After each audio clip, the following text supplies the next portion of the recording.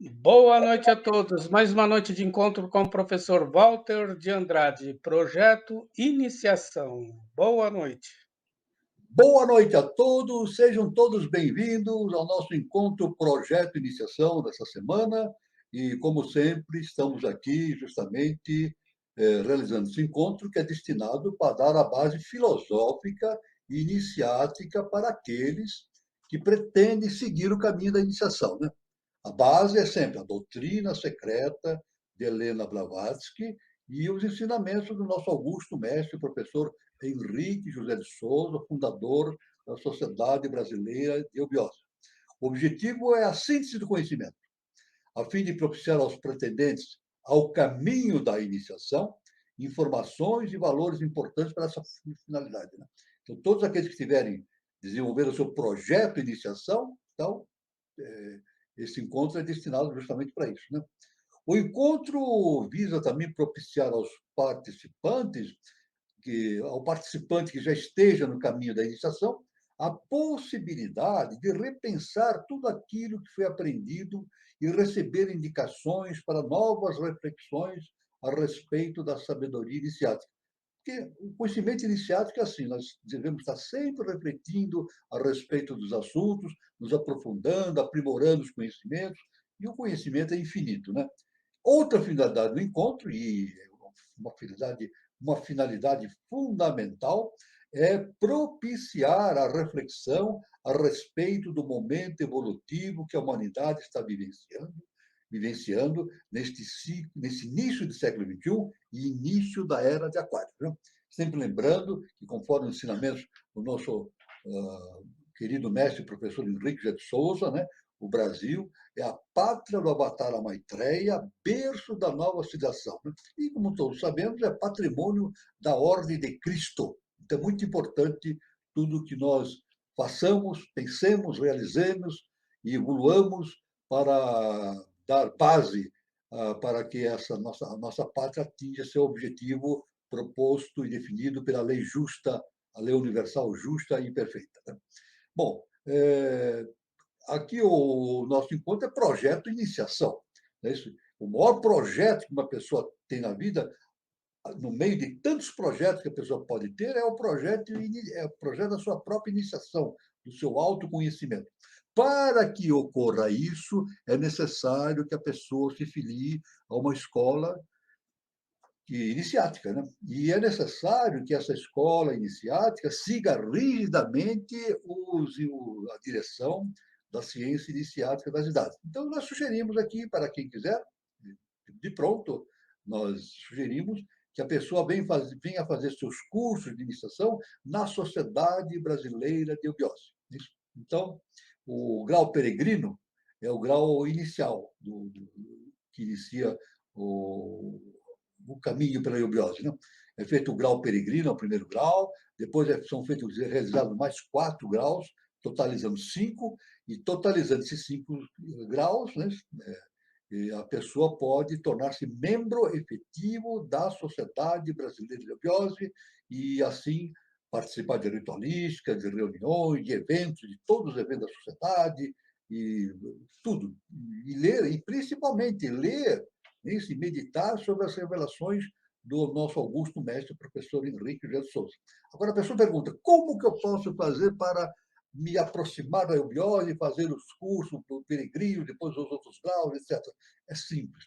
Entra no Google e coloca lá na busca do Google, Sociedade Brasileira de Eubiose, vai aparecer o site da eubiose. É isso?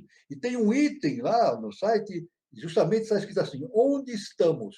Clica, vai aparecer lá justamente a opção para a pessoa, ela clica o país que ela vive, o estado que ela vive e a cidade, então vai aparece todos os departamentos que existem no Brasil e em outras partes do mundo, né, o endereço, né? Então, aqui, especificamente para nós, quem entrar nesse site e localizar esse caminho que eu estou indicando, ele pode localizar um departamento adequado para ele começar a fazer o curso. Então, vai aparecer o nome do departamento, a cidade, o endereço, o e-mail, o telefone. É só entrar em contato por e-mail, por telefone, o que seja, e fazer a sua inscrição, ou então verificar quando o grau peregrino vai estar disponível, já começamos, já, se ainda dá tempo esse ano de iniciar o grau peregrino em algum departamento, mas, de qualquer forma, é o primeiro contato que a pessoa faz com a Sociedade Brasileira de Eubiose. E lá também tem muitas informações, tem daranas que podem ser lidas, materiais, artigos e assim por diante. Então, aí está, então, essa informação. Né? Pode ser feito, então, contato pelo Google, ou então pode ser feito, esse site pode aparecer através de um link específico, né? Um endereço www.eubiose.org.br. Aí está, então, a indicação de como a pessoa pode iniciar seu curso, iniciar seu projeto de iniciação, né, isso através da Sociedade Brasileira de Eubiose. Bom, nós estamos aqui analisando, então, justamente o trabalho de Helena Petrov Blavatsky, né, e com base também nos trabalhos do professor Henrique José de Souza, né, e, e estamos analisando as instâncias de Dizian relativamente à cosmogênese. Chegamos num ponto, determinado ponto, é a quarta, estamos analisando a quinta instância, a sexta instância, digo, a sexta instância na quarta parte número 4. Né? Então, e justamente estávamos analisando no encontro passado, né, a questão dos reinos, que existem 7 grandes reinos.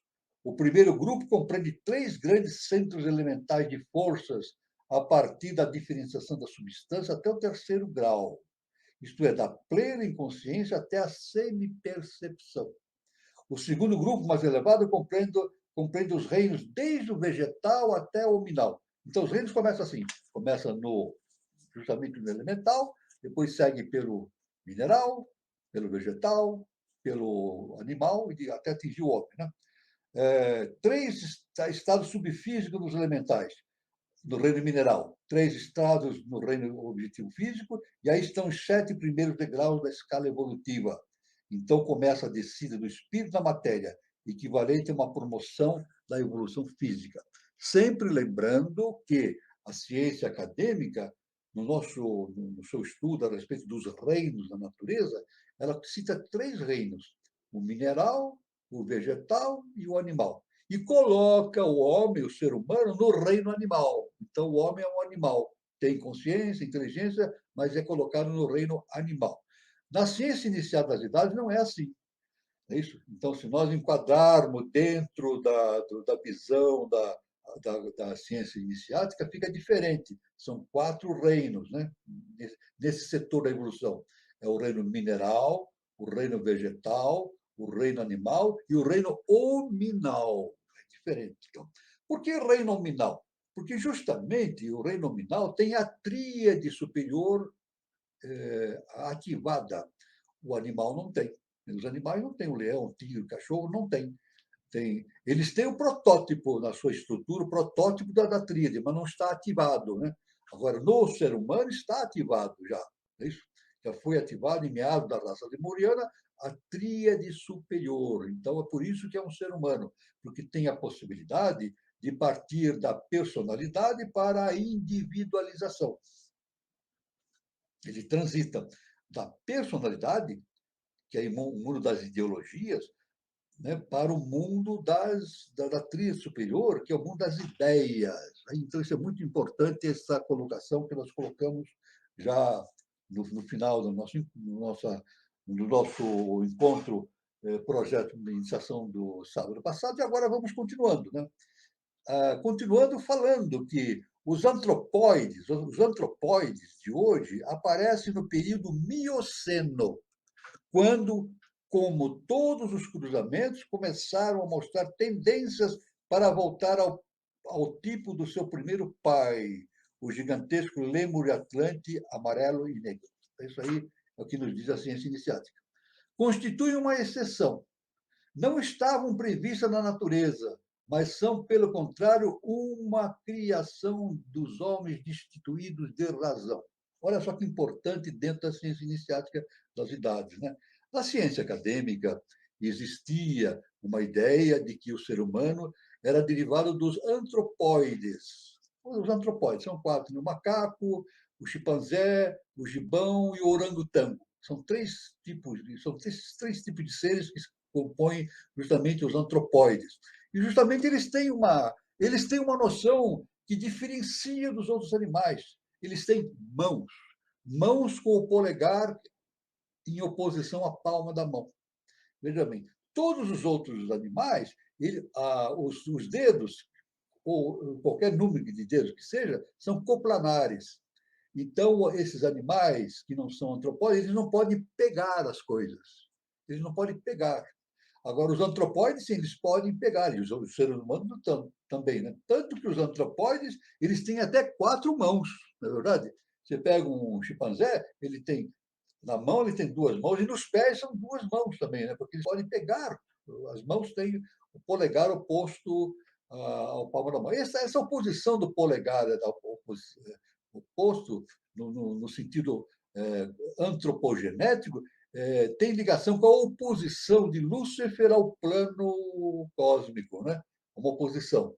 A oposição é uma oposição estratégica que produz a evolução dos seres humanos rumo ao seu destino evolutivo, né? Determinado pela lei justa, pela lei cósmica justa e perfeita, né? Então, os homens de terceira raça eram deuses de outros planos, como se converteram em mortais sem mente e misturaram-se com os animais inferiores, dando origem ao antecessor atual pitecoide. Isso que é importante, isso que eu queria complementar.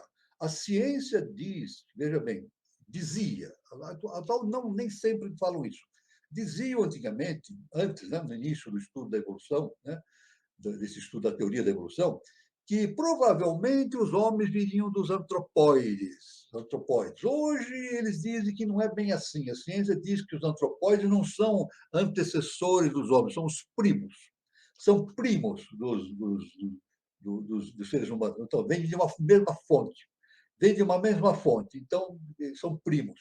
Mas, pela ciência iniciática das idades, é falado diferente. Veja bem, olha só que coisa impressionante.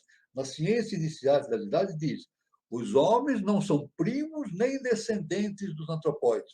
Os antropóides é que são descendentes dos seres humanos. Veja que coisa importante. Isso desde HPB já foi trazido a lume ao conhecimento dos seres humanos. Os antropóides são descendentes dos seres humanos. Houve um momento na história da humanidade em que os seres humanos cruzaram com uma espécie de lontra, no tempo que ainda existia cruzamento entre espécies distintas. Hoje não. Como HPB fala nos seus tratados, a porta uma hora fechou-se entre as diversas espécies. Fechou-se, hoje não há possibilidade. Dificilmente você encontra cruzamento entre espécies diferentes, né? E quando encontra cruzamento, os descendentes não podem ser reproduzidos, são estéreis. Né? São estéreis. Né? É o caso da mula. Né? Muito bem. Então, isso é importante nós termos consciência de dizer que os antropóides eles são descendentes dos seres humanos. E, por isso, para eles falta um pouco para tornarem-se humanos, e tornar-se humanos muito mais rápido que todos os outros animais. Ou seja, na quinta ronda do nosso sistema evolutivo, os antropóides já terão a possibilidade de ter a sua tríade ativada e partir e fazer a sua individualização e partir para o reino humano. Então, isso é muito importante, essas considerações sobre a antropogênese. Né? Então, aí estão falando que deram origem antecessora ao atual pitecoide, os seres humanos. Estão destinados a extinguir-se nossa ronda e suas mônadas libertas passarão aos elementares superiores das raças sexta e sétima e depois às formas mais inferiores da quinta ronda. Esse é o seu destino. O destino é tornar-se humanos. Né? No ponto médio da quarta ronda, ocorreu o equilíbrio perfeito entre espírito e matéria. Olha só, no ponto médio da quarta ronda. A raça, qual é o ponto médio da quarta ronda? Justamente na raça Atlante, né? A raça Atlante atingiu o apogeu da inteligência, da civilização e do conhecimento, e com a crise final de adaptação fisiológica e espiritual das raças, a humanidade se ramificou em duas direções opostas, direita e esquerda, chamada magia branca e magia negra, que eu chamo, na verdade, eu chamo mais de maneira mais profunda como magia involutiva e magia evolutiva. Isso é importante, né? Então, isso aconteceu. Agora, devemos dizer que a inteligência da raça Atlante, muitos acham que, devido ao apogeu da raça Atlante, existiu durante milhões de anos. A nossa raça ariana existe há 1 bilhão de anos apenas. Né? A raça Atlante é mais de 200 milhões de anos. Muitos acreditam que a raça Atlante era superior à nossa. Não era. A raça Atlante era inferior à nossa. Por quê? Por que, que a raça Atlante era inferior à nossa? Porque a raça Atlante agia no mental concreto. E a raça ariana está desenvolvendo o mental abstrato. Então, a raça ariana é superior à raça Atlante já estruturalmente, devido à sua própria condição setenária, né? Na sua composição setenária. A raça ariana está desenvolvendo o mental abstrato, desenvolvendo justamente a tríade superior, o que não era possível na raça Atlante. Isso é muito importante. É claro que a raça Atlante fez enormes progressos na ciência, em todo, muitas metodologias extraordinárias foram desenvolvidas, né? Inclusive aparelhos, os vimanas, que voavam através da ação da mente, e assim por diante, mas sempre utilizando o mental concreto. Então, o mental abstrato é algo pertinente à evolução da raça ariana, a quinta raça-mãe. Né? No ponto médio da quarta ronda, ocorreu o equilíbrio perfeito entre espírito e matéria, já dissemos. Né? Os germes dos acontecimentos ficaram latentes e brotaram no começo da quinta raça atual, ariana. Para se tornar consciente de si mesmo, o espírito tem de passar por cada um dos ciclos de existência que culminou na Terra com o homem. Isso é necessário. Tem que fazer toda a passagem através do ciclo evolutivo. O espírito per se é uma abstração inconsciente e negativa. Sua pureza é inerente, daí que, para se transformar no mais elevado de Anshohan, é necessário que o ego alcance a plena consciência como ser humano, indiscutivelmente. Para se atingir um estado deífico superior, de Anshohan, um semideus, né, é necessário que se atinja o plano humano, desenvolva-se o plano humano, depois o ser humano passa a ser um ser super-humano, para depois, então, atingir uma consciência hierárquica acima do segundo trono, ou seja, além, além do segundo trono, do quinto sistema. Né? Então, na alegoria cristã, Satã e sua hoste rebelde negaram-se a criar o homem físico a fim de se tornarem seus salvadores, dando-lhes a própria consciência, liberdade e responsabilidade. Diante dos fatos, o chefe dos éons, o verbo solar, Cristo, identificado com São Miguel, compadecendo os rebeldes ante a magnitude de sua missão, disse: façamos surgir o mundo e chamemos poderes à existência. Os rebeldes serão os princípios, os filhos da luz. Porém, tu serás o mensageiro da vida. E para equilibrar a influência dos 7 princípios, mal dispostos, o Senhor do esplendor produziu outras 7 vidas, virtudes cardeais, que resplandecem de suas próprias formas de luz, desde o alto, estabelecendo assim o equilíbrio entre o bem e o mal, entre a luz e as trevas. Então, aí, já nesse material da existência cristã, já se dá vazão à ideia da existência de Satã, ou de Lúcifer, que é justamente, e foi Lúcifer que deu a inteligência ao ser humano. Ele é uma projeção do quinto senhor, né? É uma projeção do quinto senhor, que teve a incumbência que tem a incumbência de despertar um quinto caminho para a humanidade, o quinto sistema evolutivo. Né? Então, essa projeção de Lúcifer veio para a face da Terra e, justamente em meados da raça lemuriana, ativou, com a sua descida, ativou a tríade superior. É muito importante se entender que a queda, essa doação da tríade, da abertura das possibilidades da tríade superior causada por Lúcifer, não se deu apenas por uma ordem, por uma doação, não. A hierarquia luciferina, toda a hoste luciferina, teve que encarnar-se em corpos físicos. É assim que acontece na evolução.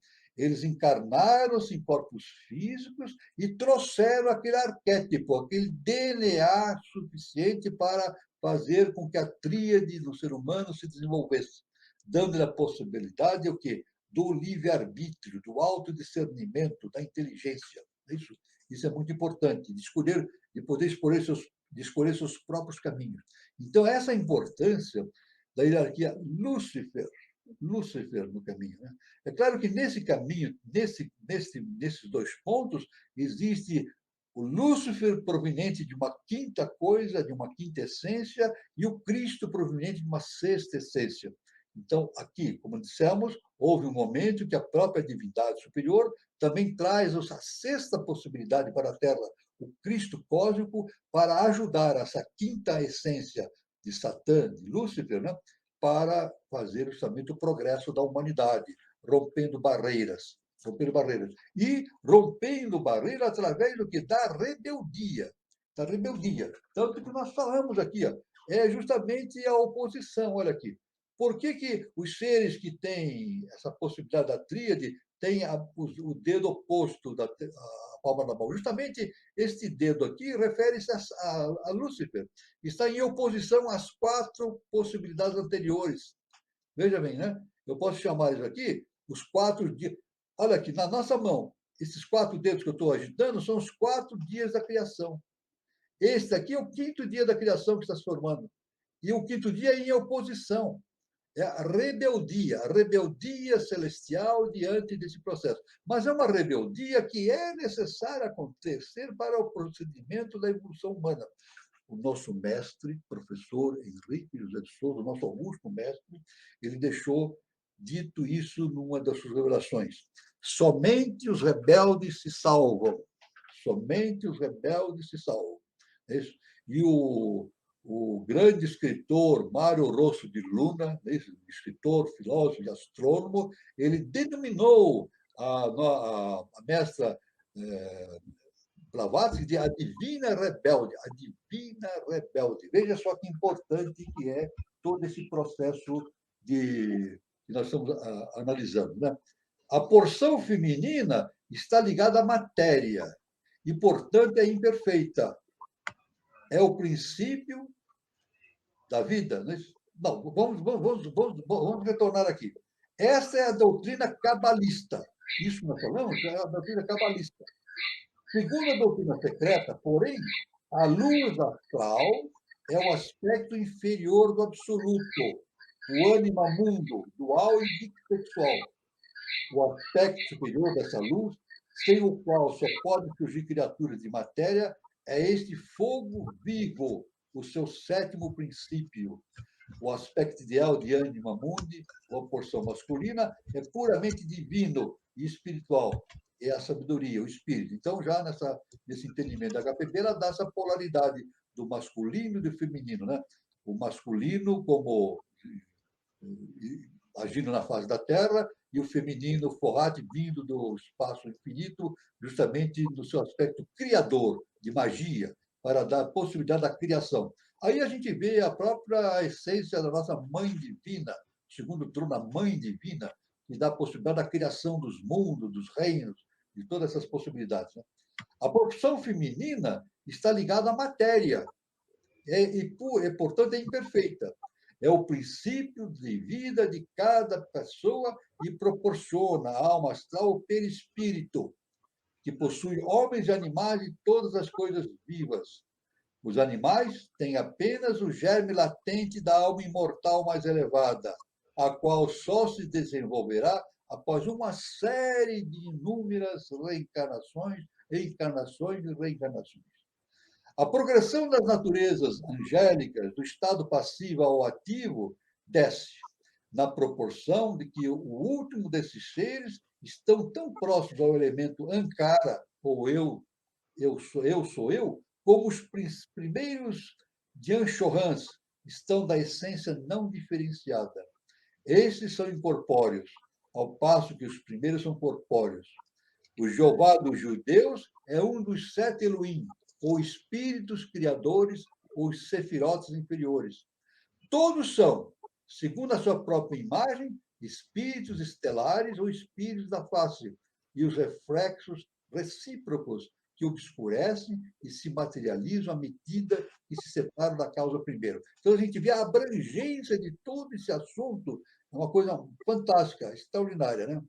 Eles habitam esses espíritos criadores, habitam 7 regiões dispostas como uma escada, cujos degraus constituem uma descida na escala do espírito da matéria. É isso? Isso aí, aliás, foi uma visão, né? Houve um determinado ser que teve uma visão, né?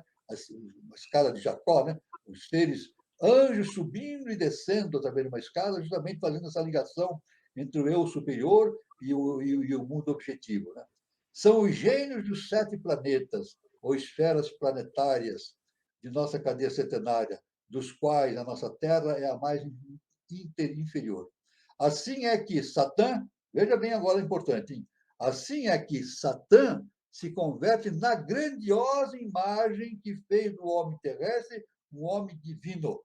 Veja, ao contrário do que diz a religião, né? Que Satã é uma coisa do mal. Ele é visto como coisa do mal, mas não. É uma grandiosa imagem que fez do homem terrestre um homem divino, que lhe deu a possibilidade da rebeldia, a possibilidade do livre-arbítrio, a possibilidade de conhecer a si mesmo. Né? Aquele que lhe concedeu, através de um longo ciclo do Mahalpa, a lei do espírito de vida e o libertou do pecado da ignorância e, portanto, da morte. Os globos precedentes se desintegram e reaparecem transformados e aperfeiçoados para uma nova vida. Você veja como é amplo esse estudo. Hein? A lei rege os criadores. Os 7 planos correspondem aos 7 estados de consciência do homem. A ele cabe sintonizar os 3 estados superiores com os 3 planos superiores do cosmos. Porém, antes de tentar fazê-lo, terá de despertar as 3 sedes de vida e da atividade. Então, aí está, então, de maneira geral, essa visão que nós temos, através dessa sexta instância, né, na parte quarta, uma visão geral, já como uma introdução ao processo, ao entendimento do processo da geração da inteligência no ser humano. Né? Nós viemos a uma descida da mônada para o mundo objetivo, depois passamos pelo reino mineral, vegetal, animal, incorporamos no reino hominal. Lúcifer desce com as suas hostes, como anjos caídos, e isso está na Bíblia, no Antigo Testamento, está perfeitamente descrito a queda dos anjos, justamente para nos dar a possibilidade do autoconhecimento, do livre-arbítrio. Então, ao contrário do que a religião diz, Satã, o que fala de Satã, Lúcifer, não é o lado mal da coisa, é o circunstancial. Não é bem nem mal, é o necessário. Foi o necessário definido por lei universal para que isso acontecesse no processo evolutivo do homem. E isso está descrito exatamente no Jardim do Éden. Né? A serpente, né, que leva a Eva a comer ao fruto que dizem fruto proibido, na verdade, esse fruto proibido é o fruto que lhe dá a possibilidade da inteligência, do livre-arbítrio, da expansão do seu estado de consciência. Então, veja bem a grandiosidade de toda essa visão da ciência iniciada das idades, nos dando os caminhos da evolução de maneira concreta, de maneira bastante sólida, a respeito de todos esses assuntos. Então, eu passo a palavra ao nosso irmão Carlos para as suas considerações e para a gente continuar o nosso colóquio. Nosso irmão Carlos, se ele tiver Oi, professor, fascinante tudo que foi falado até agora, né, Isso. professor? E a É gente que fascinante. conhece um pouco da história de Atlântida, né, a gente acredita que eles evoluíram tanto e somente com mental concreto, né, professor? E e a gente que teve o privilégio, né, de poder também, desenvolver o abstrato, né, como dizia o professor, a doce rebeldia, né, a Helena Blavatsky também falava isso, né, evoluir Exato. através da doce rebeldia. Eu gostaria que o senhor comentasse em relação a isso. Porque a Atlântida evoluiu muito só com o mental concreto, né, professor? Exatamente, porque a Atlântida foi a fase mais densa da evolução do ser humano, né? A fase mais densa. E a Atlântida teve essa característica fundamental de desenvolver o mental concreto, né? Isso, o mental do quaternário. Né? E, e é claro, né? Então, é claro que este patrimônio passou para nós. A nossa ciência utiliza o mental concreto nas suas observações, nos cálculos, na matemática. Isso, o mental concreto é amplamente utilizado pela ciência. Mas isso aí foi fruto do trabalho justamente da raça Atlante, no desenvolvimento desse mental concreto. Mas não para por aí. É isso? Justamente com a queda de Atlântida e da saída da quinta, a semente da quinta raça mãe. É isso? A raça semita, a quinta subraça, né? Semítica, que veio para perto da Índia, então houve a possibilidade de desenvolver justamente o mental abstrato, é isso? Da tríade superior, que já tinha sido doada no templo da Lemúria. Veja só que importante, é isso? No tempo da Lemúria foi dado ao potencial da tríade superior, do livre-arbítrio, mas de maneira potencial. Em Atlântida, terminou-se de desenvolver o mental concreto. É isso? Mas a tríade estava disponível para ser utilizada já, né? Mas poucos utilizavam, poucos utilizavam. Né? Tanto que nós podemos. Existem referências que dizem que, por exemplo, uma ideia, se o Albert Einstein tivesse vivido na Atlântida, ele dificilmente seria entendido pelos cientistas da época. Por quê? Porque ele trabalhava no mental superior e imbude, né? Ele já estava, a genialidade dele já estava imersa na tríade superior. Então, dificilmente os cientistas de Atlântida entenderiam, por exemplo, a teoria da relatividade. A teoria da relatividade só pode ser entendida aqui, no nosso momento atual, né? Com os grandes cientistas que atuaram no mental superior, na tríade superior, como Newton, Isaac Newton, o Albert Einstein e outros tantos. Né? Então, isso é uma característica muito importante. Mas é claro que não se para por aí. Nós estamos evoluindo, né? Desenvolvendo o mental abstrato na quinta raça-mãe, em paralelo também Budi, que é a intuição, e até que Einstein, num determinado momento, lembrando, Einstein, num determinado momento, ele falou assim, que é mais importante a imaginação do que o conhecimento. Veja só o que ele fala. Ele falou isso. É mais importante a imaginação do que o conhecimento.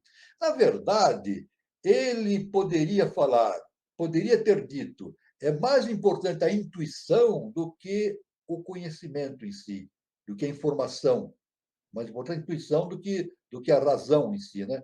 Então, ele não poderia falar isso porque a intuição não é um campo adequado para a ciência acadêmica, né? A ciência acadêmica não aceita o exercício da intuição. Então, ele falou dessa maneira de imaginação, mas ele utilizava. Einstein era extremamente intuitivo. Era tão intuitivo que ele concebeu coisas extraordinárias, né? Da relatividade, a relação de espaço e tempo, coisas fantásticas que revolucionaram o conhecimento científico humano no seu tempo e no nosso tempo também. Né?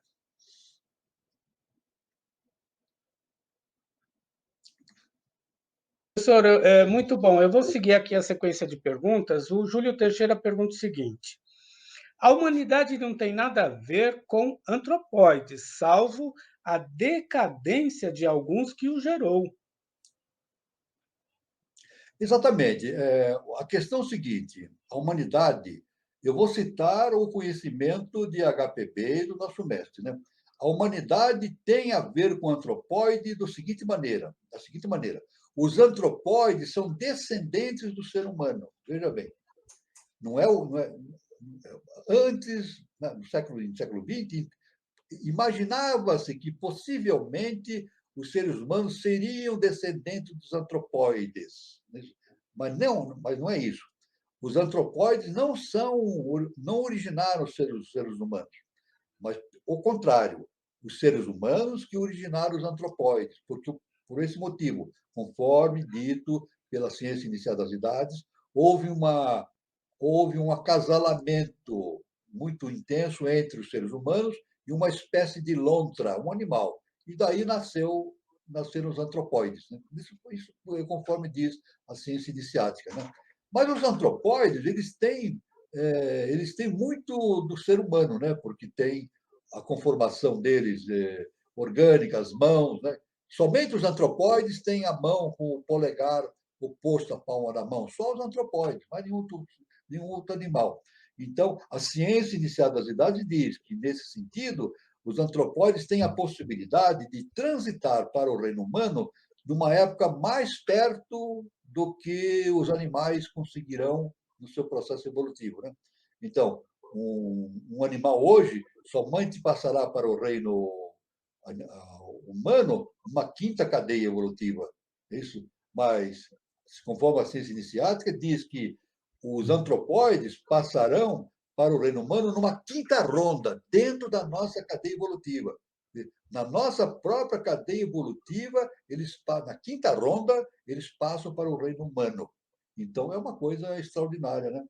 Somente a ciência iniciática pode revelar com profundidade esses enigmas, né? Que a gente pode perceber pela frente. Né? Muito bom, professor. Dando sequência aqui, o Guilherme Guazelli Neto pergunta: então foi necessária a queda de Atlântida para nós evoluirmos? Bom, veja bem, se foi necessária a queda de Atlântida, Atlântida caiu pela. Por que Atlântida caiu? É uma pergunta, né? Por que uma civilização cai? A pergunta é básica, né? Por que uma civilização cai? Qual é a origem da queda de uma civilização? É problema econômico, é problema social, problema racial. A pessoa pode imaginar uma série de coisas, mas não é. Só existe uma causa para a queda: a ignorância. Essa é a causa, a ignorância. É a ignorância que causa a queda, não é verdade? Então, a causa foi a ignorância. Por quê? Porque eles já estavam num nível bastante adiantado para eles, com o mental concreto, tinham pleno envolvimento com a ciência, realizaram fatos enormes na ciência, né? Inclusive na genética, tem registro da genética. Né? A banana, por exemplo, a banana, conforme a ciência iniciática, é produto da genética desenvolvida pelos atlantes. Né? Eles trabalharam geneticamente na questão da banana. Tanto que a banana não tem semente. A banana não tem semente, ela é reproduzida através de corte, né? De muda. Né? Cortamos uma muda e plantamos ela. Não existe essa possibilidade. Não existe semente de banana. Isso, o processo de reprodução é reprodução através de muda. Então, conseguiram várias conquistas no campo da ciência, mas dentro da situação do mental concreto. Mas a queda foi a ignorância. Por quê? Porque eles também, veja bem que importante, à medida que eles estavam desenvolvendo o mental concreto, muitos, a grande maioria, mantiveram as práticas lemurianas, atávicas, as práticas emocionais. Né? Então, fizeram muita coisa errada nas guerras e assim por diante. Né?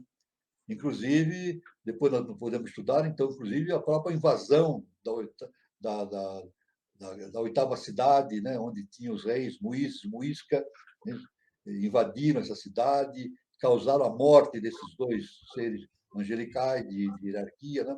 Então, foi uma série de fatos que levou justamente à decadência da Atlântida. Por quê? Pela ignorância. Pela ignorância. Né? E já falamos isso, né, que justamente na casa de Israel estavam os remanescentes dessa queda atlântica. E Jesus, o Cristo, justamente proveniente de uma sexta estado de consciência, tentou fazer o quê? A regeneração, a recomposição do estado de consciência desses Atlântidas, de maneira geral, da Atlântida. Né? Então, foi por isso que a Atlântida caiu, a ignorância. E se nós corrermos, veja bem, nós temos, vamos agora analisar a nossa quinta raça-mãe. A nossa quinta raça-mãe tem, por projeto cósmico, atingido em 3005 uma condição de desenvolvimento bastante pronunciado, né? A ponto de dar o início, ou ser a semente, o protótipo para uma nova civilização. E que o nosso mestre diz que, inclusive, a Garta vem para a face da Terra. Agora, isto é inevitável? Não, não é inevitável, vai depender do comportamento humano. Não é verdade? A ciência dá todas as possibilidades, mas se o ser humano não corresponder exatamente ao processo evolutivo, pode haver uma queda também da raça ariana. Por que não? Isso, veja bem, a lei cósmica, ela não obriga nada, ela não impõe nada, ela dá o livre-arbítrio. Livre-arbítrio, livre ação. A consciência pode fazer o que quiser dentro do seu âmbito de atuação livremente. Então, é por isso que nós temos que ter, dentro da nossa estado de consciência ariana, um perfeito entendimento que nós temos que trabalhar efetivamente para a manutenção das possibilidades evolutivas da raça ariana, para que não haja uma queda, né? Não haja uma queda, porque o cenário é magnífico para nós, né? Não é isso? Nova civilização, Brasil, berço da nova civilização, pátria da Avatara Maitreya. É claro que nós não podemos perder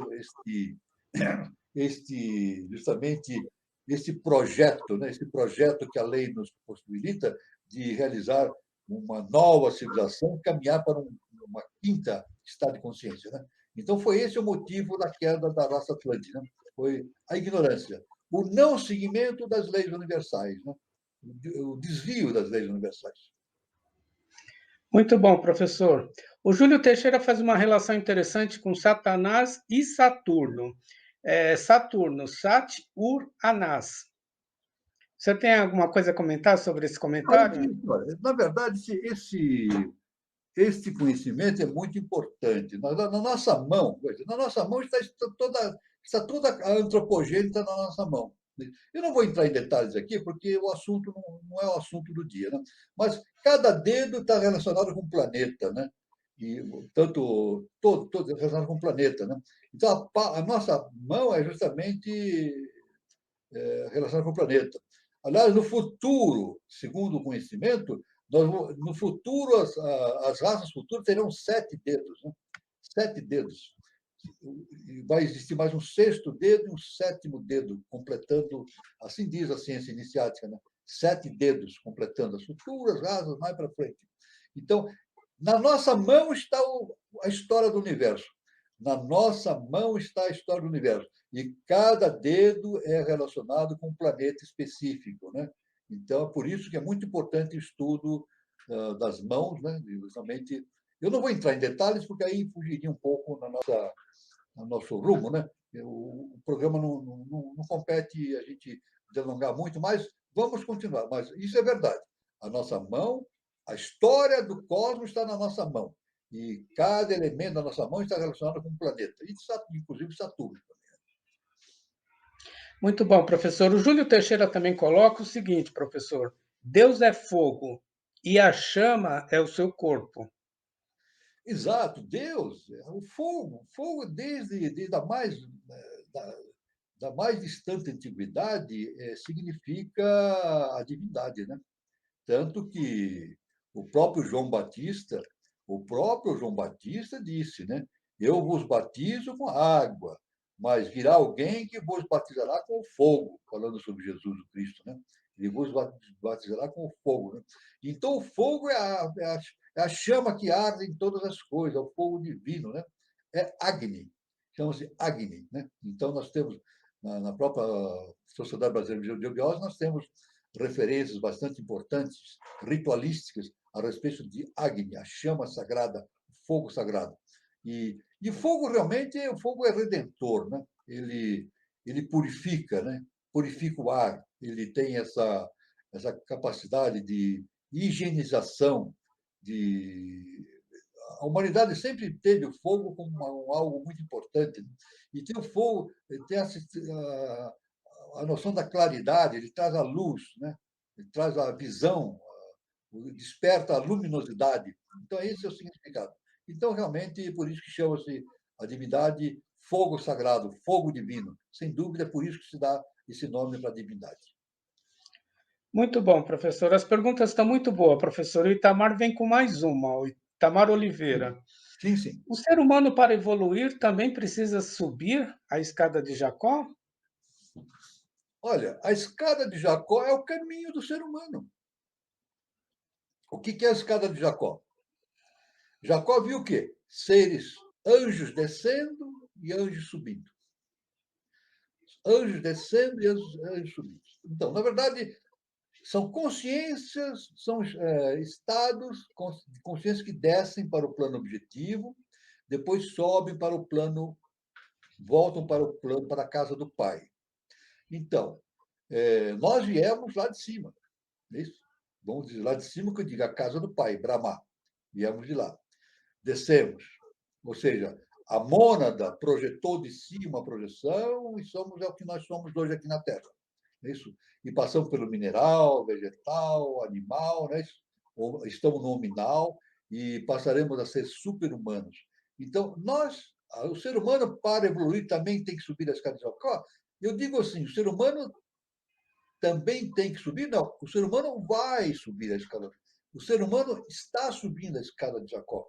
É o destino do ser humano tornar-se super-humano, depois tornar-se um ser de hierarquia. É isso vai inevitavelmente, através, um mais cedo, outros mais tarde, cada um no seu caminho, no seu processo evolutivo, mas inevitavelmente o ser humano vai tornar-se um ser super-humano, vai transitar para além da caixa, vai compor as grandes hierarquias do universo, vai fazer seu trabalho, e isso é inevitável, porque a lei. Por que é inevitável? Porque é a lei cósmica justa e perfeita. É a lei cósmica justa e perfeita. Ninguém escapa dessa lei. Ela é plena para todo o tempo, para toda a eternidade. Muito bom, professor. E a Alice Pinto, ela diz o seguinte: divina rebeldia para nos conduzir à revolução da consciência. Exatamente, a divina rebeldia. Porque, veja bem, por que o nosso mestre fala que somente os rebeldes se salvam? Porque a rebeldia é no bom sentido. Eu não estou dizendo. Ele não fala rebeldia, o sujeito que quebra as coisas, faz bagunça. Isso não é rebeldia, isso é anarquia. Anarquia, né? Isso é anarquia uma coisa, não é anarquia, não. Rebeldia. Rebeldia celeste, no sentido celeste, é justamente utilizar o seu estado de consciência, utilizar o seu livre-arbítrio para escolher o seu caminho. Escolher o seu caminho. Ou seja, o que é rebeldia? Não é isso? O que significa rebeldia? É utilizar o seu potencial interno do autodiscernimento, do seu livre-arbítrio. Ou seja, não seguir a cabeça dos outros. Na verdade, não seguir a cabeça dos outros, seguir a sua própria consciência. Por isso que o nosso mestre fala: estude, medite, compare e tire as suas próprias conclusões. Na verdade, via de regra, olha, isso é básico, a gente percebe no mundo. Via de regra, quem segue rigidamente a ideia dos outros acaba cometendo erros. A gente sabe disso. Quem segue as ideias dos outros e não tem essa rebeldia de repensar, de reanalisar, de tirar suas próprias conclusões, acaba cometendo erros. Isso. Existem os erros coletivos. Né? Existem erros coletivos. A gente vê a humanidade cometendo erros coletivos. As pessoas se agregam em torno de uma ideia, É o mundo das, não é o mundo das ideias, é o mundo das ideologias. Nem o mundo das ideias. Vou corrigir. Não é o mundo das ideias, é o mundo das ideologias. As pessoas se agrupam ao redor de ideologias, repetem aquela ideologia permanentemente, não repensam aquilo e acabam fazendo bobagens. E aí está a origem das guerras, a origem de todos os entraves evolutivos que nós temos, né? As discórdias e assim por diante. Né? Quando que a rebeldia, não, a rebeldia nos leva ao mundo das ideias, que é a trilha superior para cima. É o mundo das ideias. Através do pensar, do raciocinar, do livre-arbítrio, eu estabeleço novas formas de pensamento, novas formas de encarar os fatos. Isso significa liberdade, a libertação. A liberdade é a coisa mais fundamental para o indivíduo. Né? A liberdade é algo mais fundamental para um ser humano. A gente sabe disso. Qualquer um sabe. Né? E a lei universal respeita. A lei universal respeita a liberdade de todos. Ou seja, todo ser humano pode agir da maneira como quiser, mas existe a contraparte. Existe o karma, né? Existe a lei do karma. A pessoa pode agir de qualquer maneira, mas tem que responder karmicamente por seus atos. Não é verdade? Não é o caso, por exemplo, de um animal. O animal ele age do jeito que quiser, mas não tem karma. Esse, um leão, um tigre, um elefante, ele age da maneira como ele quiser, porque ele não tem a inteligência suficiente para decidir o que é bom, o que é certo, o que é errado. Então, também, a lei diz, ele não vai ter o karma para pagar, porque ele não tem a possibilidade de escolher, ele age instintivamente. Mas o ser humano nem. Não. O ser humano tem a capacidade de escolher. E quando ele escolhe o lado que vai percorrer e assume a responsabilidade por seus atos. E essa responsabilidade se reflete na lei do karma. Muito bom, professor. E o Guilherme Guazelli Neto, ele vem com uma pergunta sobre o livre-arbítrio seria exercida com o fim do julgamento? O livre-arbítrio seria exercido com o fim do julgamento? Deixa eu entender, deixa eu entender bem isso. Deixa eu ver bem isso. Deixa eu ver se eu entendo o sentido que o nosso irmão Guazelli quer dar. Né? O livre-arbítrio seria exercido com o fim do julgamento? Não, veja bem, olha, o julgamento, eu quero dizer o seguinte, olha, quando a lei estabelece o julgamento, não é a lei que julga, né? A lei coloca dentro de nós os procedimentos adequados para que a gente próprio resolva o nosso futuro, né? Então, aquilo que a lei me determina a realizar pelo julgamento é realizado por mim mesmo, né? Na verdade, eu me julgo mesmo. O julgamento vem de mim mesmo, né? É uma lei universal, né? Então, não é que existe o fim do julgamento cósmico, mas existe uma lei cósmica, que é justamente a lei do karma, que predispõe tudo a uma relação de equanimidade entre ação e reação. Né? Aliás, é a lei de Newton, né? A lei de Newton, né? A ação e reação. Né? A toda ação corresponde a uma reação que é igual e contrária. Não é isso? Uma das leis de Newton, da física newtoniana, é isso. A toda ação corresponde a uma reação que lhe é igual e contrária. Assim também no universo, a toda ação corresponde a uma reação que lhe é igual e contrária. Na verdade, veja bem que importante, nós temos Deus dentro de nós. Deus dentro de nós. E se nós temos Deus dentro de nós, nós temos todas as leis universais incorporadas em nós. Então o julgamento sai de nós mesmos. O julgamento vai sair dentro de nós mesmos. Veja bem, não é alguém que aponta o dedo e diz, ah, você vai ser julgado, você vai ser punido. Não, não é assim. Está dentro de cada um de nós, o julgamento. Né? Então, o julgamento nosso é um acerto dessas condições cósmicas dentro de nós mesmos, dentro da nossa consciência. Né? Isso que é importante a gente entender, essa, essa noção da integridade da nossa divindade em nós, que nos submete constantemente a essa lei cósmica universal e irreversível. Né? É irreversível. Ninguém faz algo pelo qual não tenha que responder. Vai ter que responder. De uma forma ou de outra, vai ter que responder pelas suas atitudes. E esta resposta vai ser pela lei do karma, que pode ser bom ou mal. As pessoas falam bom ou mal, mas, na verdade, o karma não é bom nem mal. O karma é necessário. O karma, realmente, ele não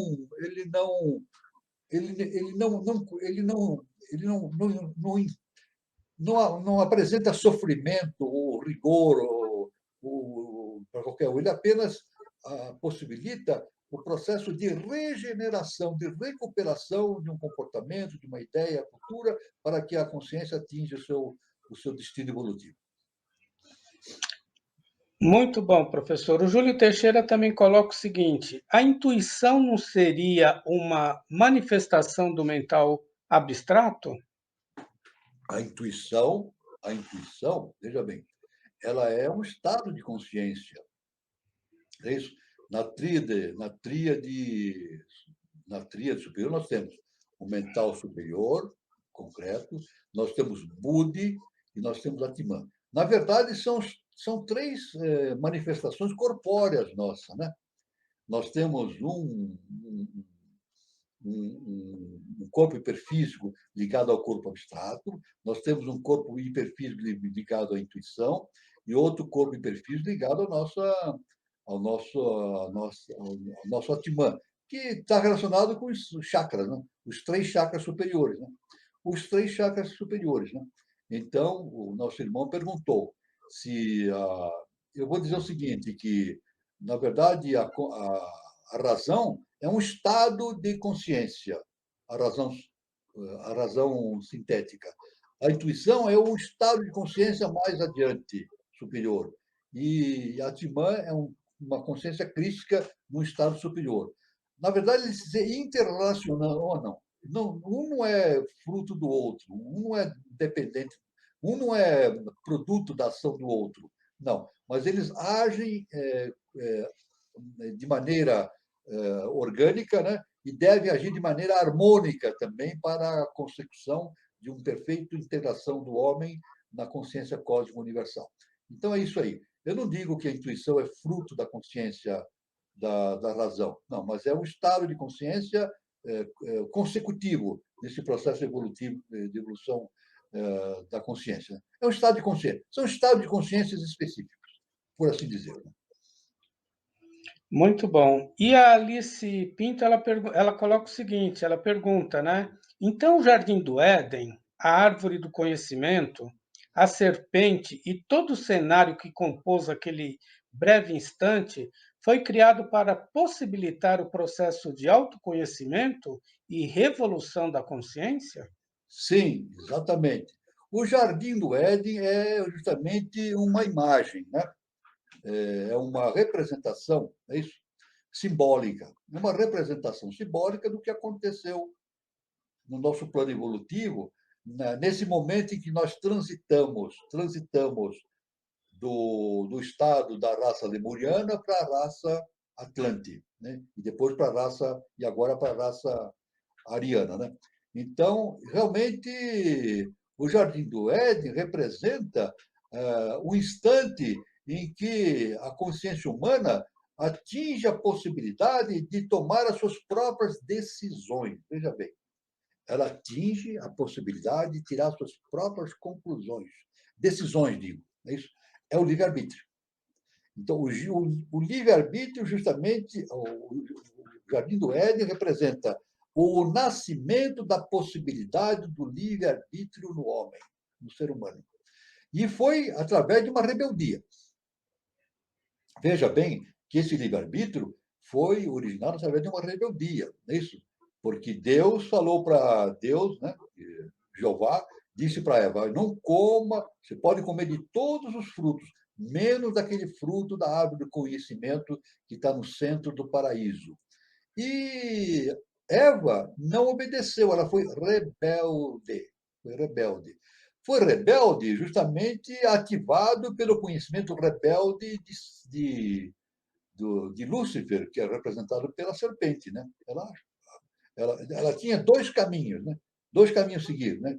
A não rebeldia e a rebeldia. Ela achou a rebeldia mais importante. E essa rebeldia significou a aquisição de um estado de consciência superior. Ela acertou, né? Se não tivesse sido feito isso, então nada teria acontecido na evolução da humanidade. Mas eu quero dizer o seguinte, que o fato de Jeová ter proibido, olhem só o importante, o fato de Jeová ter proibido e o fato de Lúcifer ter admitido a possibilidade de que ela comesse o fruto, não é realmente o bem com o mal, faz o processo cósmico, faz o processo cósmico da evolução.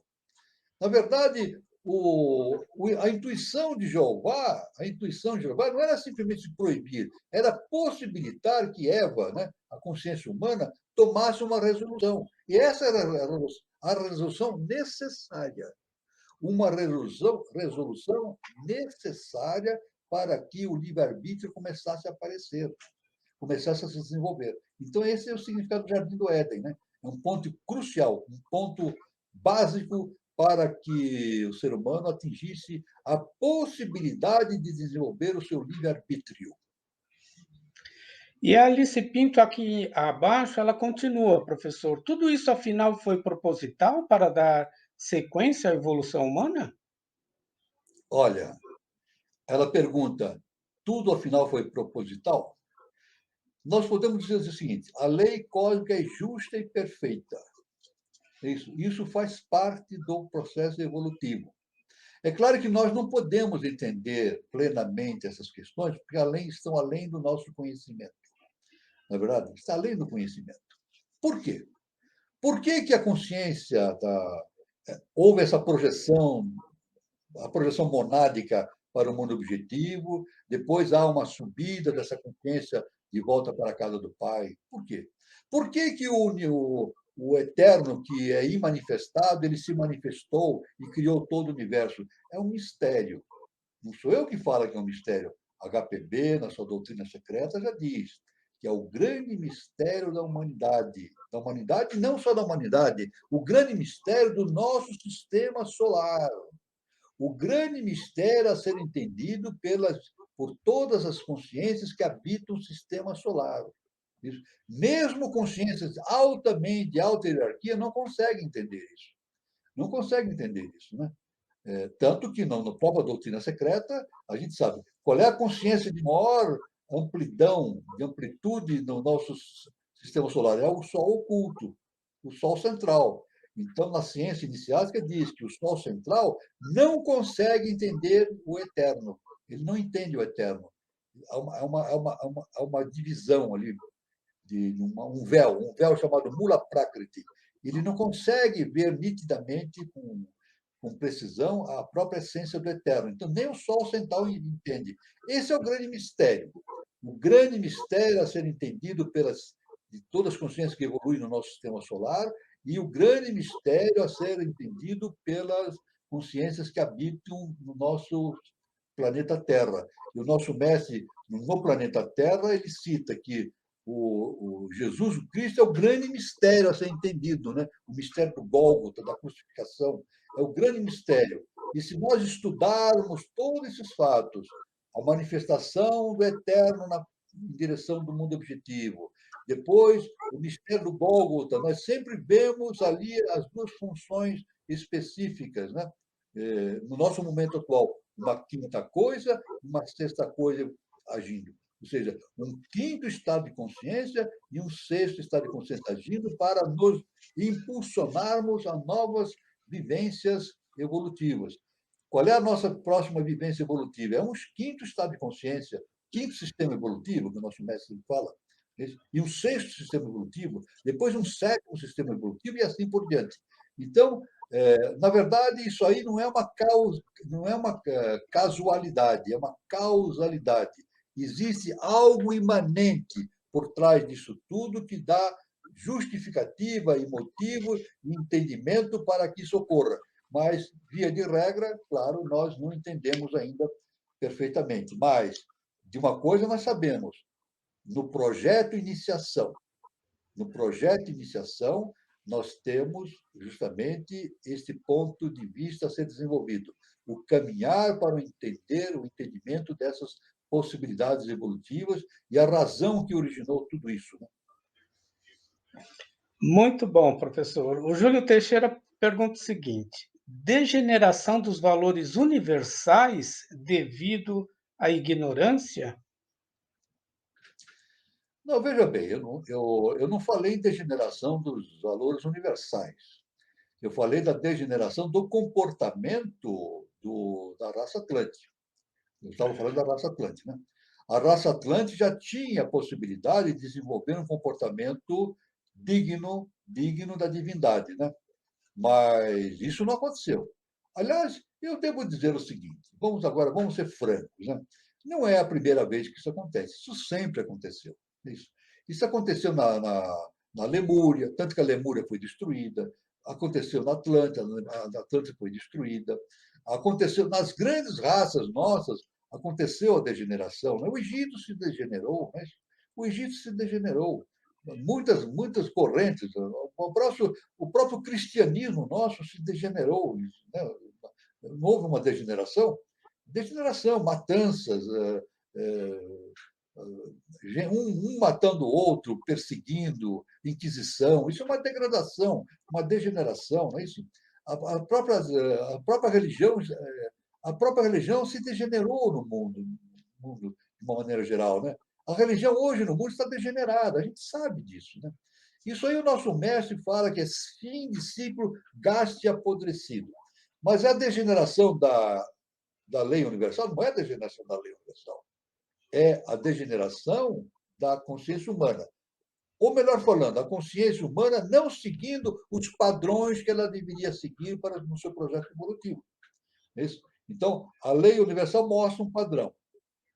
Esse é o caminho. Né? Aí o ser humano não segue o caminho, prefere seguir outros caminhos, né? não adequados a esse processo evolucional. Então, tem que responder pelo preço, né? Pelo karma, e isso aí ocorre com a degeneração de uma sociedade, de uma civilização. Aliás, a gente sempre vê, né? Civilizações se degenerando. Por exemplo, o Império Romano, né? Ele nasceu do nada, cresceu, se desenvolveu, fez coisas maravilhosas, depois entrou num processo de degeneração e terminou. Né? E toda civilização, via de regra, acontece isso. Esperamos que agora, no terceiro milênio, é isso, a humanidade siga um caminho adequado para levar a raça ariana aos seus propósitos designados pela lei universal, que é justamente a fundação de uma nova civilização. Agora, no terceiro sistema, agora na era de Aquários, né? Nessa época de era de Aquários, nós temos outros ingredientes, outras especificações agindo no plano humano, né? Que é justamente aquilo que Jesus, o Cristo, já nos indicava nos seus processos de ensinamento. A separação do joio do trigo. Isso já está acontecendo e vai acontecer cada vez mais. A separação do joio do trigo. É como dizem os nossos irmãos espíritas nos seus livros, está escrito de uma sabedoria muito importante. Nossos irmãos espíritas, eles dizem: o planeta Terra está deixando de ser um planeta de expiação para se tornar um planeta de regeneração. E isso, evidentemente, através da ação da lei universal. Através da lei universal. A lei universal não vem fazer um expurgo, simplesmente, é, um, fazer julgamento, não. Ela vai dando oportunidades.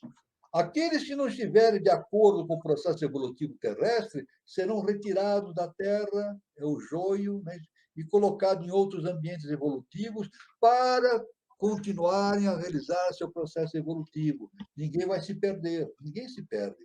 Por quê? Porque a lei universal obedece esses dois fundamentos que o nosso mestre Jesus o Cristo nos ensinou, e o nosso mestre professor Henrique José de Souza também nos ensinava, né? O amor e o perdão. É a base da lei universal, o amor e o perdão. É claro que quem segue a lei, o caminho do amor, do perdão, segue exatamente o ritmo específico da lei universal no caminho evolutivo.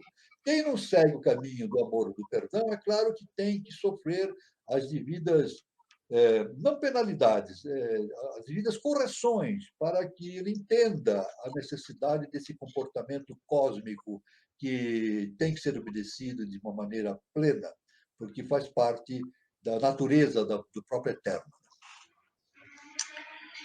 Muito bom, professor. O Júlio Teixeira, professor, ele coloca um tema longo aqui. A era de Aquário, o lema da barca é a eubiose, mas dentre outras ordens, a Ordem de Cristo patrimonial, observando o motivo grandioso de sua fundação, 15 de março de 1319, por Dom Diniz.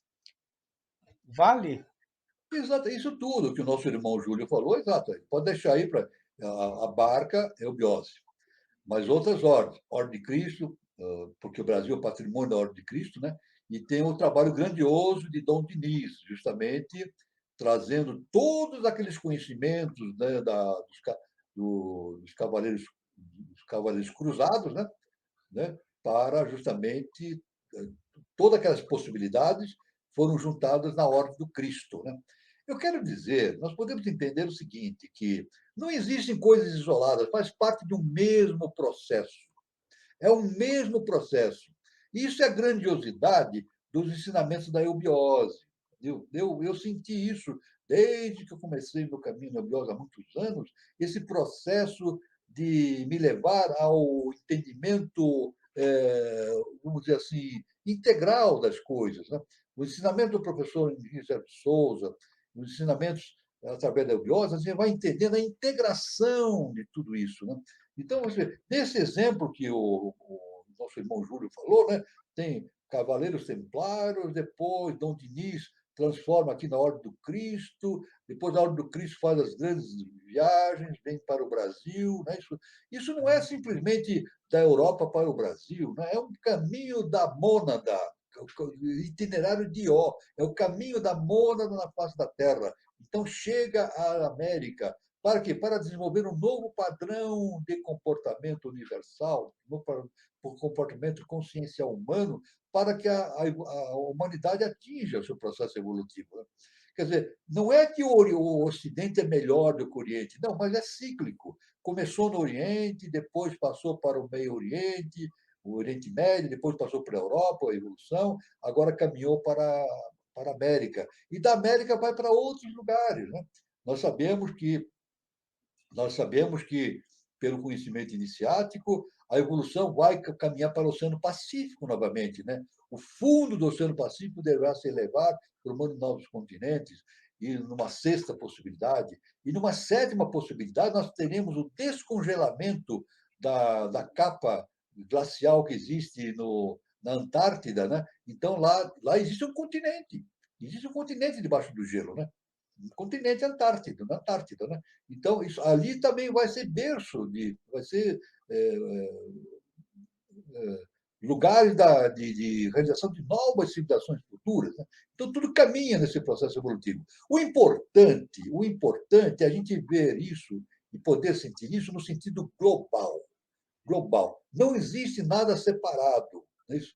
Então, não existe nada aqui da China, dos Estados Unidos, da Rússia, da Alemanha, do Brasil, de qualquer país. Tudo está interrelacionado. É o ser humano. Tudo que acontece em todas as civilizações, em todos os momentos evolutivos, estão integrados no mesmo panorama. E a lei universal vê isso de maneira equânime, de maneira global, fazendo justamente o transitar da humanidade rumo ao seu destino objetivo, seu destino futuro. Qual é o destino futuro da humanidade? É transitar para um quinto sistema evolutivo. Ou seja, o que é um quinto sistema evolutivo? Atingir o estado da consciência do segundo trono. Então, tudo que está no segundo trono vai se harmonizar com a face da Terra e vai se integrar. Depois, futuramente, haverá um sexto sistema que está ligado justamente com o nosso sexto Deus, que é chamado Aquibel, e relacionado justamente com o Brahma, né, que é o primeiro Logos. Então, tudo está entrosado dentro de um panorama cósmico único. E é a iniciação, esse é a mensagem. Né? A iniciação nos permite ver isso de maneira global. De maneira global. É isso. A religião parte.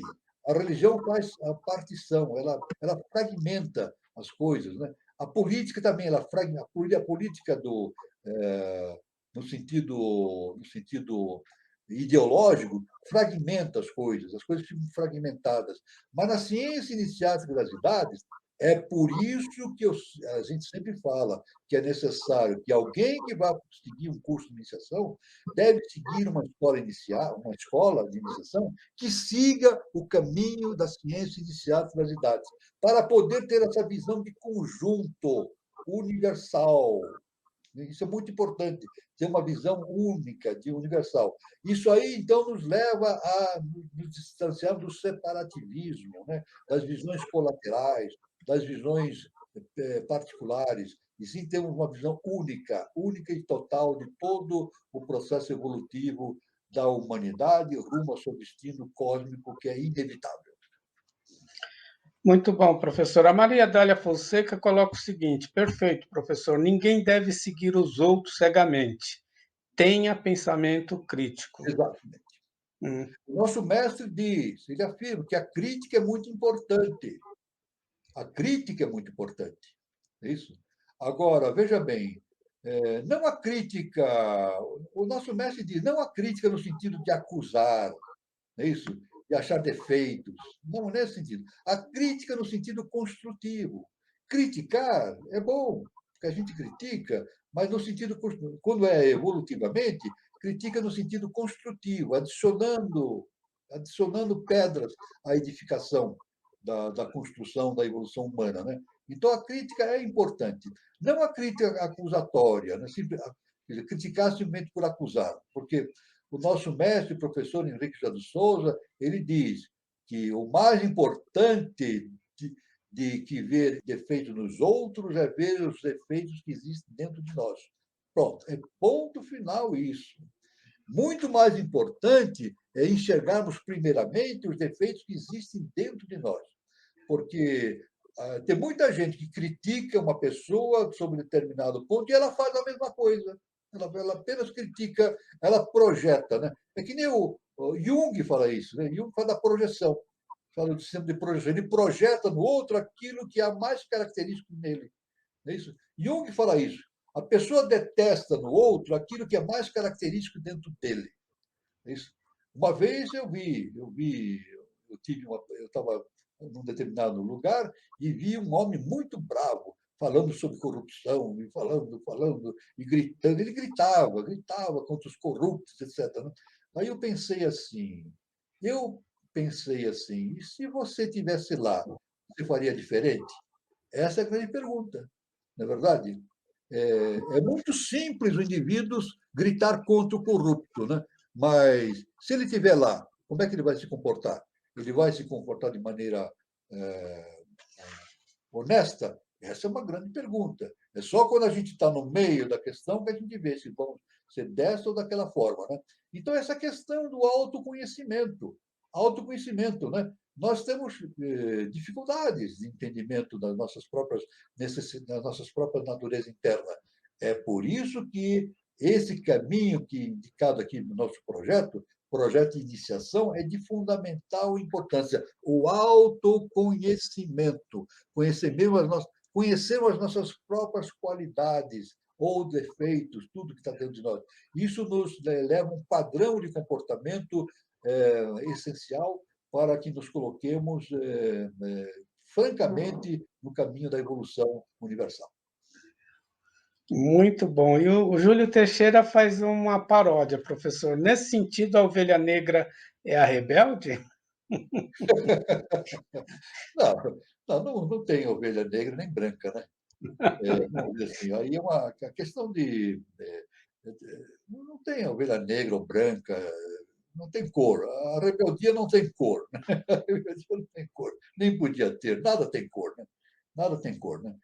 A rebeldia é uma necessidade. A rebeldia não é um bem nem mal. A rebeldia não é bem nem mal. Agora, veja bem, eu estou falando rebeldia no sentido elevado. Eu não estou falando rebeldia no indivíduo que faz bagunça, que quebra as coisas. Isso não é rebeldia. Isso aí é outra coisa, né? Falta de bom senso, né? Ser rebelde de destruir as coisas e xingar. Não é assim. Rebeldia no sentido cósmico, né? A rebeldia quer dizer o seguinte: seguir o seu livre entendimento.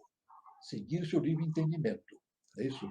Claro que analisando todos os pontos de vista de maneira adequada, iniciática, e tomando uma resolução por sua própria conta.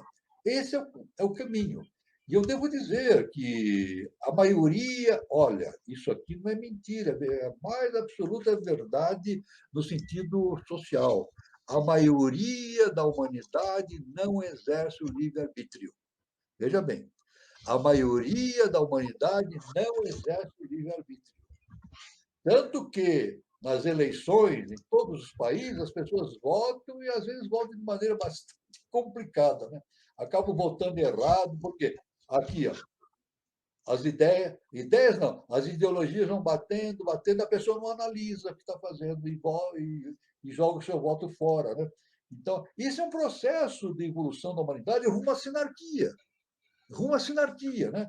O processo de entendimento das pessoas, de tomar decisões adequadas, cósmicas, para levar a sua sociedade a um caminho perfeito de equilíbrio social, de justiça, de bem-estar e de harmonia. Então, isso é muito importante para esse entendimento. Isso aí está tudo contido nesse projeto Iniciação. Muito bom, professor. Agora chegou o momento de eu deixar o recado aqui para vocês, tá? E agradecer também a participação de todos, né? Foi uma noite legal, muito dinâmica, bem agradável. Então, a nossa próxima roda de conversa na terça-feira será no mesmo horário, às 20h40, né? Portanto, dia 31 de maio de 2022, terça-feira, às 20h40. E o tema da roda de conversa será respeito, amor e união, a grande transformação. Elementos para viver no presente com a consciência do futuro, construção da nova civilização. E o palestrante será o Ricardo Ferreira, né, psicanalista e coach. Ele é de São Lourenço, Minas Gerais, mas já foi nosso amigo aqui de São Paulo, né, Ricardo Ferreira. E os mediadores, Daniela Troncoso e Eduardo Nunes. Vai ser uma roda de conversa muito interessante, participem também. E nós temos a nossa campanha anual do agasalho, né? Todo ano a Fundação Henrique José de Souza faz a campanha do agasalho. E esse ano frio chegou mais cedo. Então, quem puder ajudar, né, é, manda, né, os seus donativos, os agasalhos para a fundação que fica lá em São Lourenço, Minas Gerais. Entre em contato com a Eubiose mais perto de você, faça a sua doação que tudo será encaminhado para a Fundação Henrique José de Souza, em São Lourenço, Minas Gerais. Quem puder contribuir com algum valor, aí está o Pix, que é o CNPJ 24 826 406 1000 ao contrário 96. Então, vamos agasalhar quem sente frio. E temos mais, acho que, algum recado aí sobre um espaço Shakti. Tem agora um espaço Shakti lá em São Lourenço, do ladinho ali da Fundação Henrique José de Souza. Então, o espaço chama-se Shakti Nova Era, é um centro de terapias holísticas. Aí está o link, né, shaktinovaera.com.br. Então, portanto, fica ali na Praça Henrique Helena Jefferson de Souza, número 38, anexo ali perto da Fundação, anexo 1, São Lourenço, Minas Gerais. Quem estiver passeando por São Lourenço, dá uma passadinha lá, vai ser interessante o conhecimento das terapias holísticas da Shakti Nova Era. Bom, eu acho que dá tempo de mais algumas perguntas, professor. Vamos ver? Sim, se tiver. Tem uma pergunta aqui da Eunice Graça. Professor, por Sim. favor, comente esta frase. Ouvir fortemente as vozes das nidanas, tendências inferiores, é possível? É verdade, claro. Veja, é possível sim. Existe um grau na eubiose, um dos graus na eubiose, justamente que Um determinado grau na eubiose se trata exatamente desse fato, de a gente poder identificar as nidanas que estão dentro de nós, na nossa consciência. O que são nidanas? São coisas do passado. Nidanas são coisas.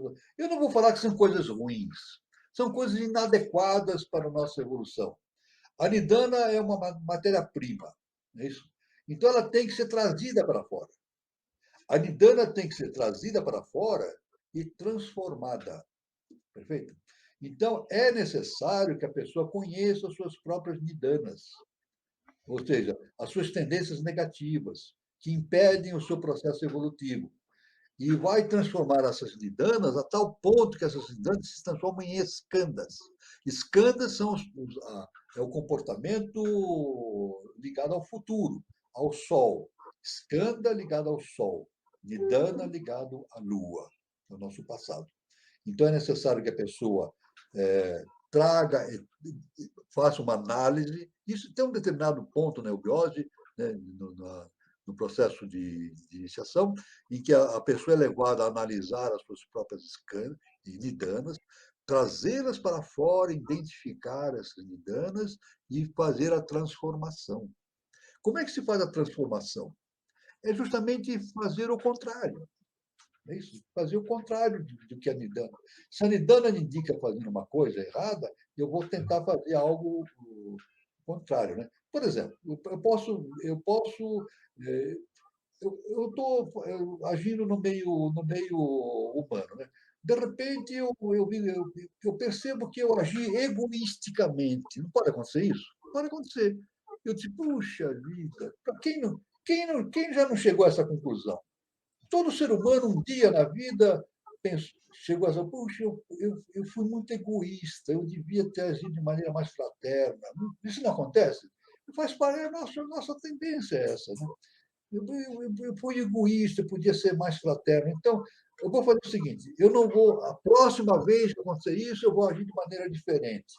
Então, o importante é não ficar se lamentando e se consumindo em dores, né? E se autoacusando, não é isso. É se transformar, fazer a transformação. Então a pessoa diz assim: olha, daqui para frente, quando acontecer isso, eu vou deixar de ser egoísta e vou ser fraterno. Fraterno. Então, acontece uma coisa muito importante no processo de iniciação. Olha só. Quando eu pego algo negativo e começo a transformar pelo lado positivo, eu vou agindo dessa maneira, agindo. Às vezes, inicialmente é difícil, mas depois torna isso aqui um hábito. Isso? Então, aquele modo de comportamento corrigido torna-se um hábito. Então, eu venci a nidana, ou seja, transformei a nidana. Eu não terminei a nidana, a matéria-prima está ali, mas eu transformei num ato, uma coisa positiva, em skanda. Então, essa é a explicação, de maneira bem simples, do processo. Maravilhoso encontro, professor. Por causa do horário, a gente vai ter que finalizar, mas tem algumas perguntas depois do senhor olha, se puder responder depois. Pessoal, parabéns pela participação de todas. As perguntas foram excelentes, né? Que tornou o programa assim muito gratificante para todos nós, tá?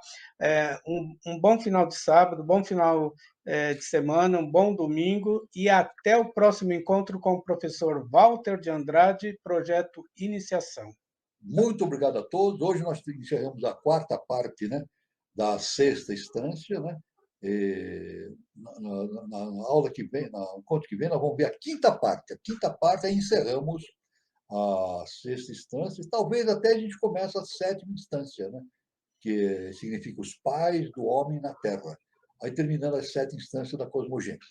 Então, muito obrigado a todos, uma boa semana, até terça-feira, depois até sábado. Muita luz, paz e amor para todos e fiquem com Deus.